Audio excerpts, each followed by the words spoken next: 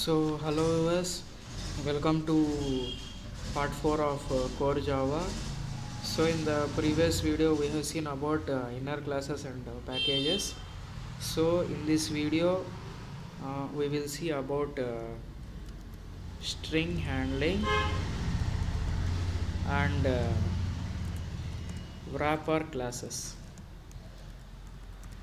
So if you haven't watched a previous video, just watch it because we will have some link to these all topics. I am just going briefly about it. I am not deep diving into it. So before going to string handling, we need to know about strings. So strings is nothing but a set of characters, and we will use a main method, that is toString method. It is an implicit method and it will present implicitly after every string. It will convert whenever we use these strings, it will convert the words or expressions into string, that is character type, that is string type. So after that we have some methods, string methods. We have trim, uh, we have mainly length method, we have toChar array. So after that we have equals, and then we have concat, and we have some methods like to uppercase, to lowercase. Like these are all simple methods. So we have some string methods like this. We have some string methods like this, and after that we have some string classes. These are main string classes because these will be useful. These are only mainly used in this core Java. And we have string, string buffer, string builder, string builder. Then we have string tokenizer. So we will see, while when it comes to string, it is a simple string class which will the string class here, it is specialty is like after declaration of the string we can't modify the string. And when it comes to string buffer, in the string buffer we will have series of declared content. That means it is a synchronized one. And when it comes to string builder, they are mutable, and but it is not synchronized. And after in string tokenizer we can split the tokens. Like if for example take a thing like hello world, in this we have two tokens. Yes, that's it, we have two tokens, that is string tokenizer useful for it. And we have one concept like synchronization. So synchronization is nothing but accessing a shared resource only one thread at a time. That means it will share the resource to all consumers equally. Here thread is nothing but a piece of code which executes independently.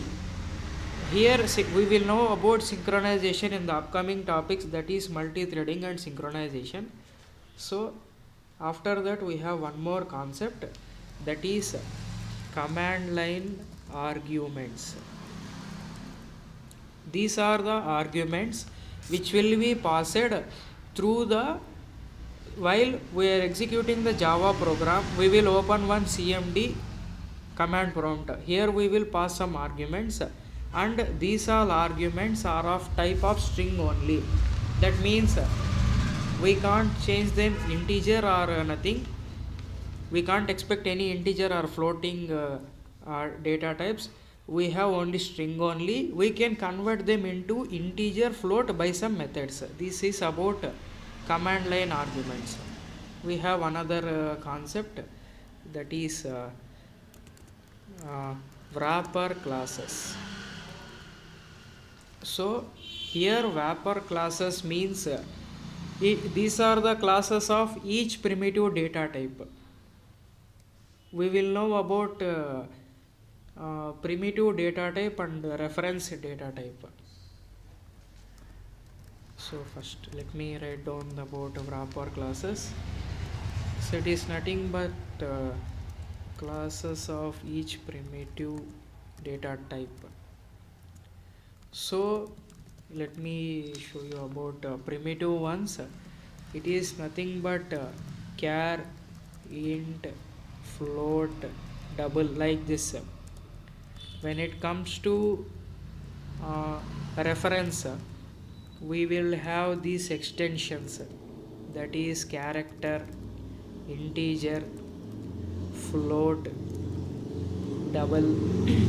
So just notice about it. Here I have written float, so I will write in like that in Java, so you won't confuse about it. So in basically the primitive data types will be in smaller case, so I am writing about it. But when it converted into reference, we will have these like like this we will have. And after that we have some concepts like auto boxing. Auto boxing is nothing like converting primitive to, so I will write a arrow mark, primitive to reference data type. That is about auto boxing. We have one more concept, that is auto unboxing. In this auto unboxing, we have seen in the auto boxing like how it converted into primitive to reference.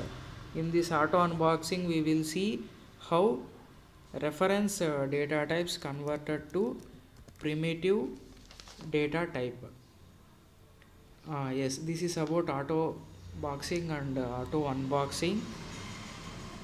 So after that we have some methods. So we know about hexadecimal, octa numbers, binary digits. We know about these concepts, about binary data types, octa data types. We know about hexadecimal numbers, octadecimal, while we have some methods, 2 octal string, and we have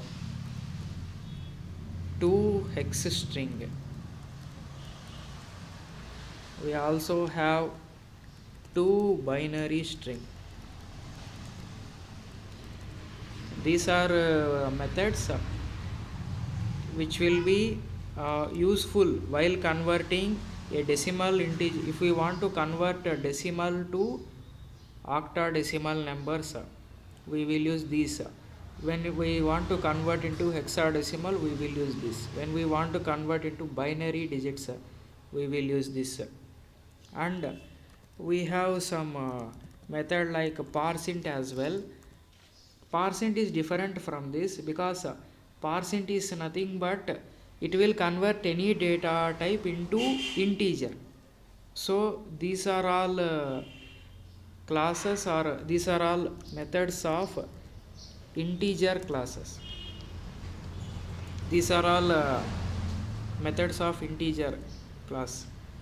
So after that we have one more concept, that is static imports.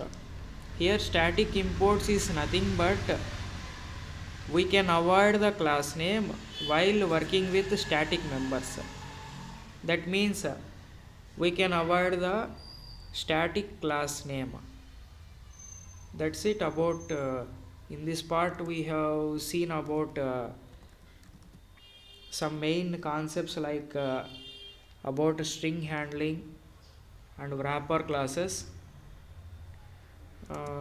So that's it about this video. We have learnt about main concepts about this. So let's me check. So we are wrapping up part 4 here. In this video I included this small red ball because it is not about a big topic. So we have seen about string handling and wrapper classes. So I will meet you in the next part. Thank you.